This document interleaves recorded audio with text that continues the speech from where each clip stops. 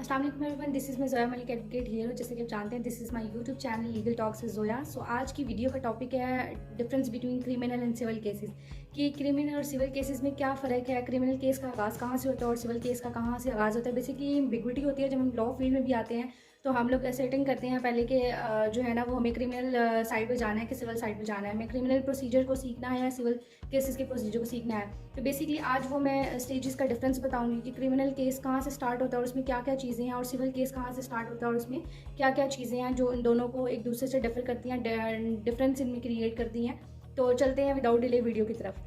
तो सबसे पहले जो क्रिमिनल केस है उसका आगाज़ अगर देखें तो क्रिमिनल केस का जो आगाज़ है वो पहले एक क्राइम कमिट होता है, वहाँ से स्टार्ट होता है कि एक जुर्म जो है वो सरजद हुआ है, किसी ने कोई क्राइम कमिट किया है, तो वहाँ से क्रिमिनल केस का क्रिमिनल केस इनिशिएट हो जाता है। उस अगर अदर दिन देखें, सिविल केस में देखें तो सिविल केस में जब किसी दो पार्टीज़ के दरमियान, दो बंदों के दरमियान डिसएग्रीमेंट स्टार्ट होता है या कोई डिस्प्यूट होता है किसी चीज़ को लेके, किसी लैंड को लेके, लेट्स सपोज किसी लैंड को लेके है, एक बंदा कह रहा है कि लैंड तो मेरी है, मेरे पास इसके कागजात है, डॉक्यूमेंट्स तो मेरे पास है, लेकिन दूसरा बंदा क्लेम करता है कि नहीं, इसमें आधी ज़मीन मेरी और आधी तुम्हारी है। तो मतलब इनका एक डिसएग्रीमेंट हो गया एक ही चीज़ के ऊपर, तो यहाँ से उनका केस स्टार्ट हो गया। उनका डिसएग्रीमेंट, जिस चीज़ पे डिस्प्यूट राइज हो जाता है, वहाँ से सिविल केस का आगाज़ हो जाता है, सिविल केस इनिशिएट हो जाता है।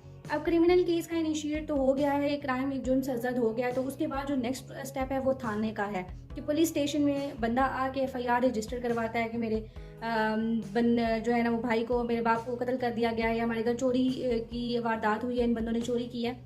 तो नेक्स्ट जो स्टेप आता है इसमें वो एफआईआर का आता है कि थाने में वो बंदा है जुर्म होने के बाद, तो उसके बाद वो एफआईआर को रजिस्टर करवाता है, एफआईआर को लॉन्च करवाता है। लेकिन दूसरी साइड पे देखें, अगर सिविल केस में देखें तो सिविल केस में डिसएग्रीमेंट के बाद, डिस्प्यूट अराइज होने के बाद जो है वो एक सिविल सूट फाइल किया जाता है कोर्ट में सूट फाइल किया जाता है। जैसे अगर डिसएग्रीमेंट उनका लैंड के ऊपर है तो अबाउट लैंड होगा, और सिविल कोर्ट में फाइल होगा, सूट, एक दावा दायर होगा। और ना कि क्रिमिनल केस में दावा दायर नहीं होता, वहाँ पे एफआईआर लॉन्च होती है। अगर नेक्स्ट स्टेप देखें तो एफआईआर लॉन्च होने के बाद जो है वो पुलिस इन एक्शन होती है।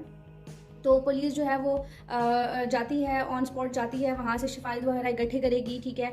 अगर बंदे अरेस्ट होते हैं तो उनको अरेस्ट करके जो है अपनी कस्टडी में भी ले लेगी जिन नॉमिनेटेड पर्सन के अगेंस्ट हैं, ठीक है। तो इसमें यह है कि उसके बाद पुलिस का जो है ना वो एक पुलिस अपना रोल प्ले करती है और पुलिस इन एक्शन आ जाती है, और वो अकॉर्डिंग टू एफआईआर जो है वो पर्सनस को भी सर्च करती है और एविडेंस भी कलेक्ट करेगी। लेकिन सिविल केस में अगर देखा जाए तो सूट फाइल हो गया। सूट फाइल होने के बाद कोर्ट जो है वो डिफेंडेंट जो पार्टी है जिस पे एलिगेशंस लगी हैं, जो अपोजिट फरीकेन हैं, उनको समन्स इशू करती है, उनको नोटिस भेजती है कि हाँ जी आपका इस अदालत में ये केस लगा है, तो आप आके जो है वो अपनी दादरसी करें या इसका जवाब दें। तो सिविल केस में नोटिस जो है वो सर्व होने के बाद जो है वो डिफेंडेंट पार्टी आती है और वो अपना जवाब जमा करवाती है। लेकिन क्रिमिनल केस में ऐसा होता है कि आप बंदों को या तो अरेस्ट करके ले आते हैं या उनके खिलाफ जो है वो सबूत इकट्ठे करते हैं। अगर क्रिमिनल केस में सबूत की ये स्टेज है, तो अगर सिविल केसेस में देखा जाए तो जब पार्टी आ जाती है वो अपना जवाब दावा जमा करवा देती है, तो उसके बाद कोर्ट जो है वो एविडेंस फ्रेमिंग ऑफ इश्यूज़ करती है, इशू को फ्रेम करती है कि आया कि कौन सा ऐसे पॉइंट्स हैं जो कॉन्फ्लिक्ट हैं, जिन पे ना तो एक पार्टी एग्री हो रही है और ना ही दूसरी पार्टी एग्री हो रही है। तो वो जो 3, 4, 5 जो भी डिसएग्रीमेंट्स हैं उनको फ्रेम कर देती है, फ्रेमिंग ऑफ इशूज़ उनको बोलते हैं।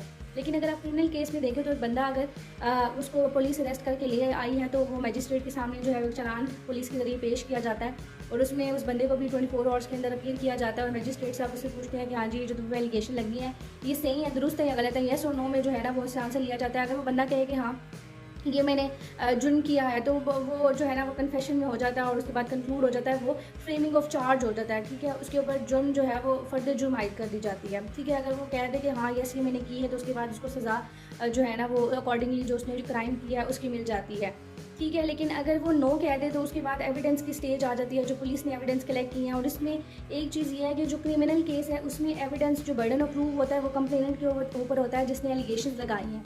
लेकिन अगर सिविल केस में देखें तो नोटिस, रिटन स्टेटमेंट और फ्रेमिंग ऑफ इशूज़ के बाद जो है वो कोर्ट जो है एविडेंस की स्टेज रखती है, और उसमें कहती है जो फ्रेमिंग ऑफ इश्यूज़ होते हैं उनके ऊपर आगे लिखा हुआ होता है ऑनेस्ट बर्डन ऑफ प्रूफ, ये प्लेंटिफ के ऊपर है, यानी दावा दायर करने वाले के ऊपर है, और ऑनेस्ट ऑफ प्रूफ डिफेंडेंट के ऊपर है, यानी अपोजिट पार्टी के ऊपर है। तो वो उन्होंने एज अकॉर्डिंगली जहाँ मेंशन करती है फ्रेमिंग ऑफ इश्यूज़ में, वो उन्होंने साबित करने होते हैं विद एविडेंस के थ्रू। या लेकिन क्रिमिनल केस में जो है वो एक्यूज जो है वो बिल्कुल इनोसेंट होता है, उसने कोई चीज़ प्रूव नहीं करनी होती, सारा बर्डन ऑफ प्रूफ कंप्लेनेंट के ऊपर होता है कि उसने एलिगेशन लगाई हैं उनके खिलाफ सबूत पेश करें। एविडेंस होने के बाद अकॉर्डिंगली जैसे भी होता है क्रिमिनल केस में ये होता है, क्रिमिनल सिविल केसेस में जो एविडेंस होती है वो इन चीफ भी होती है, स्टेटमेंट्स भी ली जाती हैं, ये कॉमन चीज़ें हैं। और उसके बाद ओपोनेंट काउंसिल जो है उसके ऊपर क्रॉस एग्जामिनेशन भी करता है। तो एविडेंस कलेक्ट होने के बाद और एविडेंस रिकॉर्ड होने के बाद जो अगली स्टेज आती है वो दोनों केसेस में कॉमन है। जैसे एविडेंस कॉमन है वैसे ये स्टेज भी कॉमन है। फाइनल आर्गूमेंट्स का मरहला आता है, उसमें कोर्ट जो है वो दोनों ओपोनेंट्स दोनों लॉयर्स को जो है वो दोनों लॉयर्स को कहती है कि अपनी अपनी साइड पे जो आपका एविडेंस है, जो आपके पास प्रूफ्स हैं, उनके अकॉर्डिंगली जो है वो बैक्स करें। तो दोनों साइड पे क्रिमिनल केस में भी और सिविल केस में भी फाइनल आर्गूमेंट्स की स्टेज पे आर्गूमेंट्स हो जाते हैं। और आर्गूमेंट्स होने के बाद जो है वो सिविल केस में जो कोर्ट है, सिविल कोर्ट है, वो या तो दावे को जो सूट फाइल होता है उसको डिक्री कर देती है इन फेवर ऑफ प्लेंटिफ, या उसको डिसमिस कर देती है। ये सिविल केस में होता है। लेकिन आप क्रिमिनल केस में देखें तो या तो एक्यूज को जो है वो बरी कर दिया जाता है, या उसको सज़ा दे दी जाती है, या वो पनिश उसको कर दिया जाता है, या उसको रिपीट कर दिया जाता है। तो मैं उम्मीद करती हूँ आपको ये छोटा सा ब्रीफ जो क्रिमिनल और सिविल केसेस का है मैंने बताया है डिफरेंस, ये आपको समझ आ गया होगा। मेरे चैनल को ज़रूर सब्सक्राइब कीजिएगा। मिलते हैं नेक्स्ट वीडियो में, तब तक के लिए अल्लाह हाफ़िज़।